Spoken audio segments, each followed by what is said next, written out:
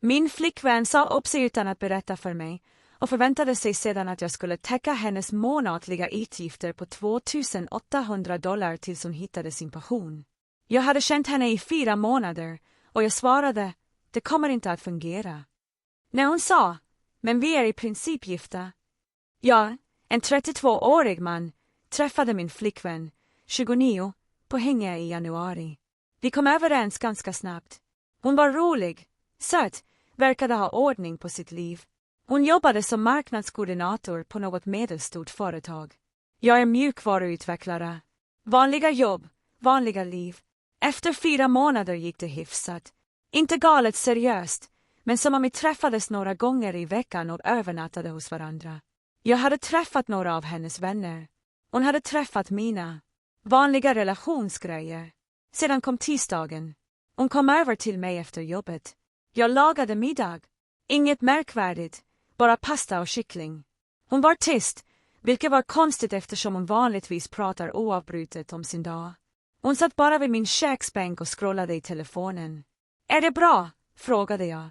Ja, jag har precis haft en intressant dag. Ja, vad hände? Hon lade ner telefonen. Jag sa upp mig från jobbet. Jag slutade röra i pastan. Vänta, va? Som om du gav dina 2 veckor? Nej. Som om jag gick ut vid lunchen och sa att jag var klar. Min hjärna stannade bara upp för en sekund. Okej. Hände något? Som trakasserier eller något? Nej. Inget sådant. Jag var bara inte glad. Det tillfredsställde mig inte, förstår du. Jag mådde olyckligt varje dag. Livet är för kort för det. Jag menar, en bra poäng, antar jag. Så, vad är din plan? Har du något annat på gång? Hon log, som om hon faktiskt log. Det var det jag ville prata med dig om.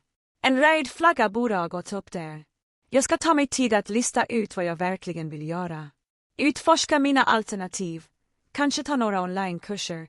Verkligen hitta min passion. Coolt. Det är så lång tid du tänker. Hur lång tid det än tar. Kan det vara en månad? Kan vara 6 månader. Jag behöver inte stressa. Jag serverade pastan och försökte få den att bearbetas. Eller hur? Men du har besparingar för att täcka dina utgifter medan du gör det. Hon tog en tugga. Vardagligt som bara det. Så det är grejen. Min hyra är $1,600. Sedan bilbetalning. Försäkring. Telefonräkning. Matvaror. Ja, jag ligger på typ $2,800 i månaden. Kanske $3,000 om jag ska vara realistisk. Okej, så du måste hitta något ganska snabbt då. Även deltid skulle hjälpa till att överbrygga gapet. Egentligen tänkte jag att det kunde hjälpa mig. Jag bara stirrade på henne. Hjälpa dig hur? Täcka mina utgifter ett tag tills jag listar ut det. Det är verkligen inte så mycket för dig. Du tjänar bra pengar. Jag skrattade faktiskt. Inte för att vara elak. Precis vad? Vi har dejtat i 4 månader. Jag betalar inte dina räkningar. Hela hennes ansikte förändrades. Är du allvarlig just nu? Ja, jag är allvarlig. Du valde att sluta utan att ha ett annat jobb. Det är ditt beslut, men jag finansierar det inte. Jag trodde att vi byggde något här. Jag trodde att du brydde dig om mig. Jag bryr mig om dig, men det är en enorm skillnad mellan att bry sig om någon och att bli ekonomiskt ansvarig för dem. Det är tillfälligt. Det är inte som att jag ber dig att försörja mig för alltid. För tillfälligt. 1 månad, 6 månader, 1 år. Du sa just att du inte vet hur länge. Hon reste sig upp. Det här handlar inte om tidslinjen. Det här handlar om att du inte stöttar mig när jag behöver det. Stöttar du det hur? Du sa upp dig från ditt jobb med vetskapen om att du inte hade råd och nu vill du att jag ska fixa det. Vi har känt varandra i 16 veckor. Sluta säga det. Sluta reducera vad vi har till något antal. Vad skulle du kalla det då? Hon korsade armarna. Vi är i princip gifta. Jag satte verkligen i halsen av mitt vin. Är vi vad då? Vi är i princip gifta. Vi har varit tillsammans i månader. Vi bor hos varandra hela tiden. Vi har träffat varandras vänner. Man ska försörja sin partner. Vi är inte gifta. Vi är inte förlovade. Vi har inte ens haft samtalet. Är vi exklusiva? Jaha, så du träffar andra människor då? Hennes röst höjdes typ 3 oktaver. Det är inte det jag menar. Vad jag menar är att du inte kan säga upp dig från jobbet och förvänta dig att jag ska betala för allt efter 4 månaders dating. Det är galet. Hon tog sin handväska från min disk. Vet du vad? Jag kan inte fatta hur självisk du är just nu. Jag trodde du var annorlunda. Jag trodde faktiskt att du brydde dig ett dugg om mig och min lycka. Din lycka är inte mitt ekonomiska ansvar. Vi får se. Och hon gick precis ut ur min lägenhet och lämnade sin halvätna pasta på disken. Jag satt där i typ 20 minuter och stirrade bara på dörren och tänkte, vad i helvete hände just? Uppdateringet. Okej, så det har gått ungefär en vecka sedan hela den i princip gifta explosionen i min lägenhet och herregud, det blev så mycket värre.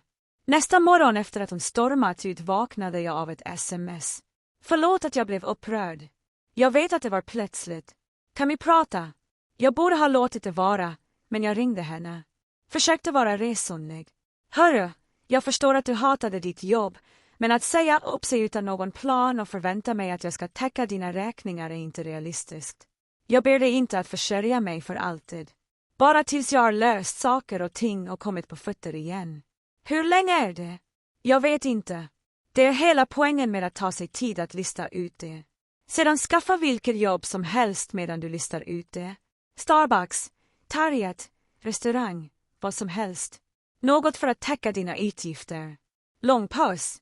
Då är de jobben under min värdighet. Jag har en kandidatexamen. Så var det. Din examen betalar inte din hyra. Det gör en lönecheck. Om du verkligen brydde dig om mig skulle pengar inte spela någon roll. Vi har dejtat i 4 månader. Jag är inte kär i dig. Tystnaden i andra änden var intensiv. Sedan lade hon på. Hörde inte av henne på typ 2 dagar. Jag började faktiskt tänka att hon kanske hade accepterat verkligheten och gått vidare. Haha, nej. Jag satt vid mitt skrivbord och jobbade när min telefon surrade. Vänmoavisering. Jag öppnade den och bara stirrade.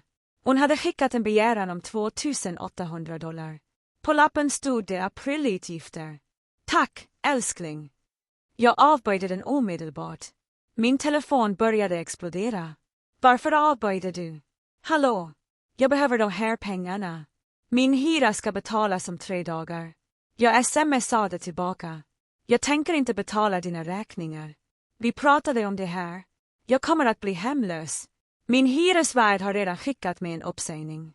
Skaffa dig ett jobb då. Ta det längre ner på gatan från de anställer.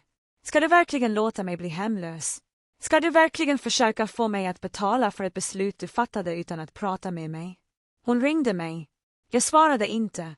Hon ringde om igen 17 gånger i rad innan jag slog på telefonen. Stör dig. Smsen fortsatte dock att komma. Du överger mig när jag behöver dig som mest. Jag kan inte fatta att jag litade på dig. Du sa att du brydde dig om mig. Min mamma hade rätt om dig. Du bara utnyttjar mig som alla andra killar. Jag tystade konversationen. Sedan började hennes bästa vän smsa mig. Hallå, hon går verkligen igenom det. Kan du snälla hjälpa henne? Hon håller på att falla samman. Hon sa upp sig från jobbet utan någon reservplan. Det där är inte min nödsituation. Hon trodde att ni menade allvar. Hon trodde att det skulle finnas där. För henne. Vi har dejtat i 4 månader totalt. Vi diskuterade aldrig att slå ihop ekonomin eller att vara ansvariga för varandras räkningar. Wow, du är faktiskt hjärtlös. Jag blockerade henne också. Ett par dagar efter det kom jag hem från jobbet runt 18:30 och där satt någon på trottoarkanten utanför min byggnad med en resväska. Mitt exempel. Vad gör du här? Hon tittade upp och hennes ögon var helt röda och svullna. Min rumskompis sparkade ut mig. Hon sa, om jag inte kan betala hyran i maj måste jag flytta. Så jag är här. Du kan inte bo här. Vart annars ska jag ta vägen? Till din mammas hus, till en kompis soffa, till ett vandrarhem. Jag vet inte. Men du ska inte bo hos mig. Min mamma bor i Arizona. Mina vänner är alla upptagna med sina egna liv. Du är min pojkvän. Du ska hjälpa mig. Jag är inte din pojkvän längre. Vi är körda. Hon tappade hakan bokstavligen. Du gör slut med mig för att jag behöver hjälp. Jag gör slut med dig för att du fattade ett stort ekonomiskt beslut i förväntan om att jag skulle betala dig i borgen. Och nu dyker du upp i min lägenhet med en resväska efter 16 veckors dating. Det här är inte normalt beteende. Jag har ingen annanstans att ta vägen. Hon började gråta högt och fult där på trottoaren. En äldre dam som rastade sin hund gav mig en äcklad blick. Perfekt. Du har alternativ. Du vägrar bara att ta dem för att du vill att jag ska vara din lösning. Jag tänker inte göra det. Snälla, bara några nätter tills jag kommer på något. Och det är här jag klantade till det. Gråten, resväskan, hela den hjälplösa handlingen. Jag gav efter lite. 3 dagar. Du sover på soffan och spenderar de 3 dagarna med att söka alla jobb du kan hitta och fundera ut ditt nästa drag. Tårarna slutade nästan direkt. Tack, älskling. Jag visste att du fortfarande brydde dig. Det borde ha varit mitt tecken att backa omedelbart. Den första natten beställde hon thaileverans, värt typ $50. Kan du hämta det här? Jag betalar tillbaka när jag jobbar igen. Nej, du är pank, kommer du ihåg? Laga något från köket eller beställa något billigt. Hon tittade på mig som om jag hade föreslagit att hon skulle äta ur en container. Det slutade med att göra ramen med den här massiva attityden. Nästa morgon gick jag till jobbet tidigt och smsade henne. Jobbansökningar idag. Allvarliga saker. Kom hem den kvällen runt 18:00. Hon sitter i min soffa med min hoodie på, äter mina dyra chips och tittar på Netflix. Hur gick jobbsökandet? Bra. Jag sökte till en massa ställen. Ja. Vilka? Bara några marknadskoordinattjänster liknande det jag gjorde. Visa mig. Va? Visa mig dina ansökningar. Hon blev helt defensiv. Varför måste jag bevisa det för dig? För att du bor gratis i min lägenhet. Visa mig. Hon drog fram sin laptop väldigt långsamt. Öppnade den. Jag tittade över hennes axel. Inga jobbsajter. Inga ansökningar. Bara Netflix-historik och Instagram. Du sökte ingenting. Jag gjorde det först. Jag måste se till att företagen överensstämmer med mina värderingar. Packa dina saker. Du ska åka. Va? Klockan är nästan 19:00. Vart ska jag gå? Inte mitt problem längre. Avtalen var att du spenderar de här dagarna med att hitta ett jobb på ett ställe. Du spenderade dem i min soffa med att ljuga för mig. Hon försökte gråta igen. Fullt vattenverk. Jag stod bara där med armarna i kors och väntade på att hon skulle slut. När hon insåg att det inte fungerade började hon packa, rörde sig superlångsamt och tittade på mig med några sekunders mellanrum som om jag skulle ändra mig. Det gjorde jag inte. Vid dörren försökte hon en gång till. Du kommer verkligen att kasta ut mig, utan någonstans att ta vägen. Du kastade ut dig själv när du ljög för mig. Varje val som förde dig hit var ditt. Jag kommer aldrig att förlåta dig för det här. Okej. Hon gick. Jag låste dörren bakom henne, ändrade mitt Netflix-lösenord och kontrollerade att ingenting saknades i min lägenhet. En timme senare, okänt nummer. Det här är hennes mamma. Du borde skämmas. Behandlar min dotter som skräp. Hon älskade dig och det här är hur du återgäldar henne. Blockerad. Min kompis kom över med ett sexpack. Du undvek en taktisk kärnvapenbomb. Japp. Uppdatering 2. Det har gått typ 3 veckor sedan jag sparkade ut henne och jag trodde verkligen att det var över. Jag hade fel. Så fel. De första dagarna efteråt fortsatte jag att få sms från slumpmässiga nummer, olika telefoner, sms-appar, barnnummer, allt samma sak. Skuldkänslor. Du förstörde mitt liv. Jag förlorade allt på grund av dig. Du ledde mig och övergav mig. Du är skyldig mig. Jag svarade inte på någon av dem. Tog bara en skärmdump av allt och sparade det i en mapp. Sedan blev hon kär. Jag kom hem från jobbet på en onsdag och det var 2 poliser vid min entré. Jag pratar med min dörrvakt, de ser mig och går över. Är det mitt namn? Jag fick ont i magen. Ja, det är jag. Vi måste prata med dig om en anmälan som ditt ex gjort. De kom fram till min lägenhet. Jag försökte hålla mig lugn, men fick panik inombords. Hon gjorde en anmälan där hon sa att du olagligt räckte henne och stal. Hennes till Herider. Han Sager att du ar skyldig henne pengar och egendom vard cirka $300. Poliser, han var aldrig hyresgastar. Han har int mit hyreskontrakt. Betalad aldrig hyra. Han bad har 3 dagar som gast efter att, han forlarade sin bostad. Jag bad henne attga. Det gjorde han. Jag haringa av hennes saker. Kan 6 titta runt? Absolut. Did jag igenom hela min lägenhet, kontrollerade garderober, later, allting. Hittade ingenting efter som det int fans negat att hitta. Han Sager Oxa ATT, du lovade ATT för Sorja, henny ekonomistok, Sedan Jiktelbaka. Vidage Tade I Fireminator. Hanna se upp sig från jobbet utan ATT berätta för mig och förväntade sig ATT jag skulle betala hennes räkningar. Jag say, nej, det int allaglight. Den ålderpolisen say, nej sir, det det int. Har du någon dokumentation av tidslingen? Jag tog från mina sms och visade dem allt. Han berättade ATT han slutade, Venmo förfrågan. ATT han dök upp med en resvaska, alltihop. Okej, 6 markerar detta som ograndat, men behåll det där medelandina. Han escalarer kan du behova ATT besöksförbud. Han escalarer. ATT lämna en falska anmälningar escalarer. Sig upp. Dejik. Jag ringd omedelbart min breer som arbetar som paralegal. Hanna säger att mig ATT dokumentera absolut allt från och med nu. Bra timing, för TVA dagar senar ringd min dörrvakt mig. Halla, det xari laben. Han kräver ATT fa komma upp och säger ATT han bor har. Han bor int har. Snälla, slap henny int upp. Han borger bli ganska aggressiv. Ska jag ringa polisen? Ja, det jord han. De dök upp och escorterade henny från fastigheten. Jag gick till förvaltningskontoret nästa morgon och lämnade en anmälan om olaga intrång. Han officiellt avstängd från min byggnad nu. Sedan blev det animero klart.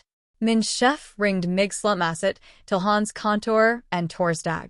Jag var genuint livrad. Så, jag fick ett intressant medel. Någon lämnade en trakasseriamelin mot dig. Vad? Från vem?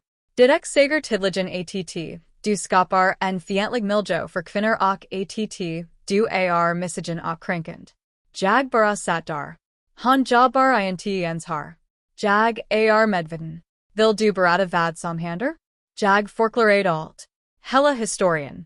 Visade honom sms. Polisamelin han hade lämnat in, tidslingen, allt. Han började faktiskt skratta. Så han arg för ATT, du int vill finansiera hennes arbetslöshetsersättning efter 4 minuters dödsting. Det sammanfattningen. Ja, det har int en företagsfråga. Jag svärar ATT han int installed och ATT hennes personliga klagomål int var jurisdiction, men dokumenterar allt. Han later instable. Går redan detective den kvällen fick jag ett medel från hennes mamma, typ en helsidsuppsats om hur jag förstård hennes datas liv, hur jag skulle vara den rätta, hur jag manipulerade henne att slita, vilket aldrig hand, och hur det var utforskade juridiska alternativ för emotionella skater. Jag vidarebefordrade det till min breer. Han fick en van som var advokat och skrev ett uppförandebrev, skicka det rekommenderat till dem båda. Det stod I princip. Sluta kontakta mig. Sluta lämna en falska anmälningar. Sluta trakassera min arbetsplats annars kommer jag att vacka tal och ett besöksförbud. Det kostade mig $300. Vart varenda krona. Medelandina slutade I ungefär 4 dagar. Jag trod att det juridiska brevet kanske skramd bort dem. Sedan fick jag ytterligare en Venmo-förfrågan. $400 den här gången. Återbetälningen för 3 minuters emotionellt arbete, bostadsstad och måltider som du lovade mig. Jag tog en skärmdump av det, skickade det till min breer och avbad det sedan. En timsenar postade han på Instagram. Han taggade mig int, men det handlade uppenbarligen om mig. Duger någon allt och de kastar bort dig som scrap. Du litter på någon och de visar sitt sanna ansikte. Jag kommer aldrig att göra det, harmas staget igen. Till alla som frågar. Jag mår bra. Napt. Men jag kommer att överleva det här sveket. Kommentarerna var delade. Haften av hennes vänner essay. Du fortjanar batter drottning. Den andra haften, folk som tidligen kände till den verkliga historien essay. Judge, du essay uppdig från jobbet och förväntade dig att han skulle betala för det efter 4 minuter. Det den sak. Han raderade det inom en tim, men min kompis tog en skarmdump av det och skickade det till mig. Började sms från gemensamma bekanta. Hord vad som han med, Han berättar för folk att ni var ekonomiskt misshandlad. Lät henne, alla som faktiskt kanner mig vet att det strumpra. Men jag skapade en Google Drive map anda. Laid varenda skarmdump, varenda sms, varenda medel, polisen mellangarna, offerandet, allt. Mark det som bevis ifall han skulle försöka förstora med rikt offentligt. Förra veckan dök han upp på kaféet jag går till varje Jag stod I kan kommen, sag mig och tappade fullständigt fattningen. Där han, killen som förstörd mitt liv. Alla vände sig och störade. Jag hall rostenlun. Jag pratar int med dig. Du kan int ens insvad du jord. Du lovade att du skulle stödja mig. Jag lovade aldrig någonting. Du jord dina val. Jag diskuterar int det här. Bara sten kläffen. Från en I mastige, en ars ringer jag polisen. Han utsatt mig för känslomässiga övergrepp. Han skyldig mig pengar. Från, det okej. Alla harbord vida vilken typ av person han Han stormade ut jag bara stan som var supercool sagt. Direkt. Ja, usch. Han verkar intensiv. Milt uttryckt. Jag jord en New York polisamlin för den händelsen. Polisen som tog det sig. Du behöver faett besöksförbud. Det har eskaler. Jag vet. Jag jobbar på detective jobba, int på detective går detective handlar samra, int batter. Min breer hjälper mig att lämna en ansökan. Radagangstedum nagra veckor. Jag har en par med bevis som typ 5 cm tjock. SMS, medel, police reporter, vittnesmål från min dörrvakt och bara stan, allt. Under tiden bit jag till en atcave, började vergera mina rutiner. Berättade för mitt gym situationen. Mina grannar vet att man int ska låta någon fråga efter mig. Min bästa vän förgade jag anger att jag digitade henne. Arligt tillit, ja, men hara 4 minuter en 4 eller var att jag faktiskt gift mig med någon som denna. Det som fortfarande var mig att tanka jarviden. 4 minuters digting och han trod verkligen att jag var skyldig henne en fridagsjuts på obstam tid. Raden till det arligt tillit imponerande på varstamodliga sätt. Uppdatering 3. Det sista domstolsförhandlingen var för 3 veckor sedan. Dags att av slita hela det har mardrömskapitlet. Sa jag dök upp på besöksförbudsförhandlingen med min breer och den där 5 tums bevisbarmen. Han dök upp med sin mamma och sin egen parm. Tidligen trod han att han kunde bekämpa eld med eld. Domaren förgade han bestred beslutet. Ja, han muljuger allt. Från, klaganden har omfattande dokumentation, sms, police reporter, flera vittnesmål. Vilken dokumentation har du? Han drog fram sin parm. Den var full av utskrivna skarmdumpar av vara sms friend nar 6 började digta. De dar soda, tidiga gragerna. Titta. Han sa, att han brydd sig mig. Han sa, att han vill vara med mig. Det att loft. Domaren sag att matad ut från, det kallas digsting. Det inte juridist bindand ekonomiska aganden. Men han visst att jag skulle saga mig från jobbet. Jag sa ifrån. Nad. Jag fick reda på det efter att han redan hade slutat. Det fanns ingen fortgående diskussion. Domaren bladrade igenom mina bevis, sms, en som visade att han berättade det för mig I efterhand. Venmo förfrågningarna, hennes falska police reporter, olaga intrang från min byggnad, trakasserierna på min arbetsplats, koincidenten allt. Från, du sa upp dig från din anställning och förväntade dig att din påskvinn på 4 minuter skulle försörja dig ekonomiskt. När han av bad, agnate du dig att monster av trakasserier, inklusive att lämna en falska polisanmälningar, kontakta hans arbetsgiver med ogrundade anklagelser, Goran trang pa hans egendom och konfrontra honom pa offentliga platser. Detta ar trakasserier I skolbacher. Han utnytt jade mig kanslmasset. Har du nagra bevis pa övergrepp? Han fick mig att kana mig. Vardelos genom att vägra betala den hyra. Tystnad. Hennes mamma försökte gripa. Ers era, min dotter kompar, ekonomist. Dotter ar en vuxen kvinna som fatade daliga beslut och nu hanterar nederliga konsekvenser. Kontakt förbudet beviljas. Ar, ingen kontakt av något slag. Håll dig 100 meter bort hela tiden. Han började gråta, höveljet, dramatiskt sniftand. Hennes mamma kramade henne och stirrade på mig. Detta ar sa ortvist. Han borde fa betala för vad han gjorde. Domren. Från, jag forslar starkt att du intiger mig en anledning att utoka detta beslut till att omfatta Det gick efter detective utanför min breer mig lunch. Det var later en vantat. Han hade en genting. Bara kansler och skarmdumpar från tidiga förhållanden. Den laskiga delen, han treer verkligen att han är offret. Treer det helt och fullt. Int mitt problem längre.